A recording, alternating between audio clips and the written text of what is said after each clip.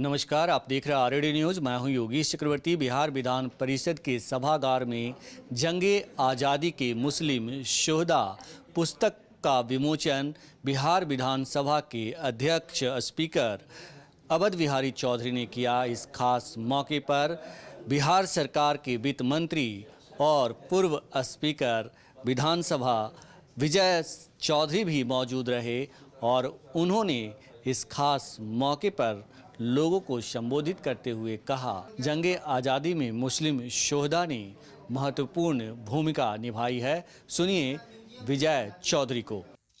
सबसे पहले तो हम इनको मुबारकबाद देना चाहते हैं कि इन्होंने अपने प्रशासनिक क्षमता के साथ अपने बौद्धिक क्षमता को भी ऊर्जावान रखा और प्रायः देखा जाता है कि शासन प्रशासन चलाते चलाते उसके अंदर का ज्ञान और साहित्य तो खास तौर से मर जाता है, लेकिन अगर कुछ अंदर में साहित्य और लिखने पढ़ने की कला बची है तो उसके लिए वो शख्सियत ज़रूर समझिए मुबारकबाद के काबिल है।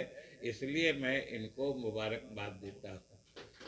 और इन्होंने जो किताब लिखी है, जो उसका सब्जेक्ट है, उसके बारे में तो जितनी चर्चा हो चुकी है फिर से दोहराना वाजिब नहीं है। और जब उन चर्चाओं को मैं दोहराने की बात नहीं करता हूँ तो उसमें दोनों बातें शामिल हैं। एक तो जाहिर तौर पर जो बात कही गई और दूसरी बात कि जो परोक्ष या और प्रत्यक्ष रूप से भी जिन बातों की ओर इशारा किया गया या इशारतन जो बातें कही गई, मैं उन दोनों से थोड़ा हटके कि हम समझते हैं एक ही बात सुनते सुनते, और उनको दोहराने की आवश्यकता मैं इसलिए भी नहीं समझता हूँ इसकी ज़रूरत कि हम समझते हैं कि यहाँ जितने लोग बैठे हैं सब लोग लगभग एक ही मिजाज की और एक ही बात को समझने मानने वाले हैं। तो आखिर सुनाया किसको जाए, सबकी विचारधारा तो उसी तरह की विचारधारा है और इसीलिए यहाँ पे इकट्ठे हुए हैं। तो ख़ास तौर से इब्राहिमी जी को मुबारकबाद, जैसा कि हमने कहा, और इनको तो हम लोग 40 साल से जानते हैं। अभी ये इनकी आप लोग को पता है कि नहीं, इन्होंने अपने करियर की शुरुआत हमारे अनुमंडल पदाधिकारी के रूप में ही समस्तीपुर से की थी। तो इसलिए समस्तीपुर से और हम लोगों से बहुत पुराना गहरा रिश्ता है। इसलिए हम लोग को तो इन्होंने कह दिया तो हाजिर होना ही था। और इस किताब की प्रासंगिकता या जिसको रेलेवेंस कहते हैं, हम दूसरे माने से देखते हैं, क्योंकि आज के सही इतिहास को दो चीज़ की जिम्मेदारी होती है। एक तो इतिहास एक तरफा न हो, इतिहास हमेशा संपूर्णता में ही इतिहास होता है, टोटलिटी में। और दूसरा, उसका सही रूप आने वाली पीढ़ी तक हम पहुंचा दें, ये भी किसी खास पीढ़ी का दायित्व होता है। इसलिए अगर कुछ चीज़ मतलब छूटे थे या कुछ चीज़ों को खोज के इन्होंने निकाला है, ये बहुत ही ज़रूरी बात थी जिसको उन्होंने किया है। और सबसे बड़ी बात है कि सही ढंग से सही इतिहास समझना क्यों जरूरी है। जरा इस पर कभी सोचिए कि इतिहास को सही ढंग से समझा क्यों जाए। ये इसलिए ज़रूरी होता है कि अगर आप इतिहास को सही ढंग से नहीं समझिएगा, नहीं जानिएगा, तो जिसको भूगोल कहते हैं, खास तौर से राजनीतिक भूगोल, जो पॉलिटिकल जियोग्राफी जो कहते हैं, वो आप समझ नहीं पाइएगा। कि जैसे भारत का इतिहास आप नहीं जानिए तो जिस भारत की कल्पना या जिस भारत का मानचित्र भारत का नाम या हिंदुस्तान का नाम लेते हमारे दिमाग में मस्तिष्क में आता है, वो आखिर आप सोच के देखिए कि उतना ही भारत कैसे है।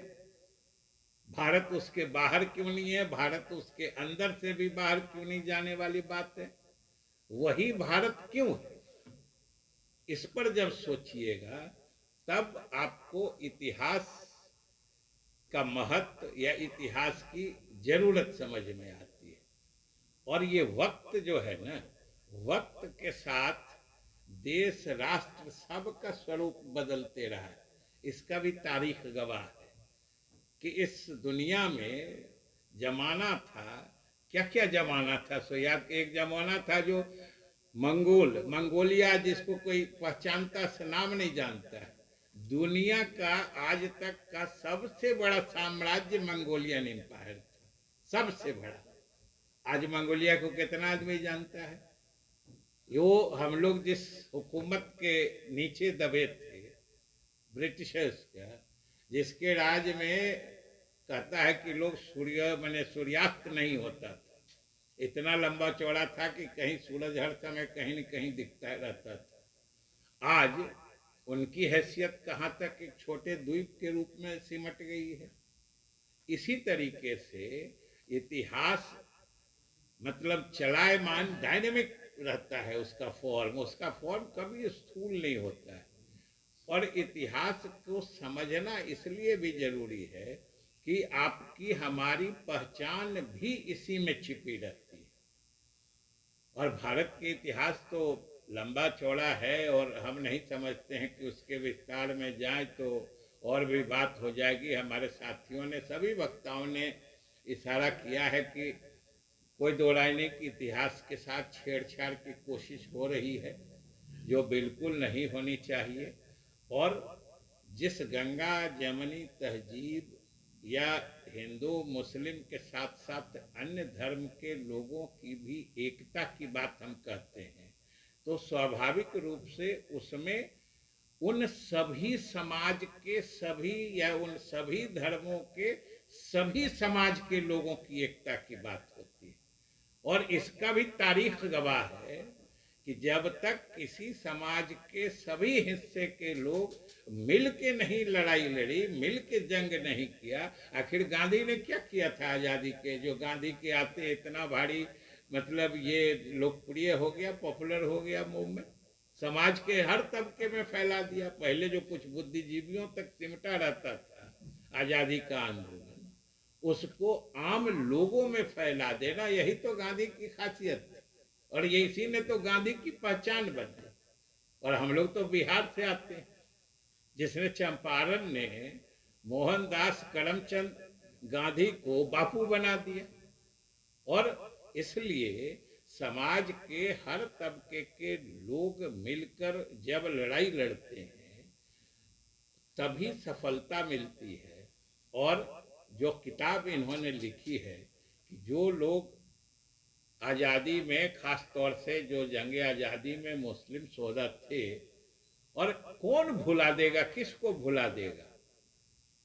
इतिहास किसी के भुलाने से न भुलाता है, इतिहास न किसी के बदलने से बदलता है। हमेशा आज आखिर हम आप किसी किताब में खोज के पढ़ के किसी को ऊंचाई दे रहे हैं, तो वो भी इसीलिए ना कि उस समय किसी ने उस इतिहास को लिखा था। आखिर हम आप पढ़ के खोज के निकालते हैं, वो मटेरियल कहाँ से आता है? उसको भी तो किसी ने लिखा है।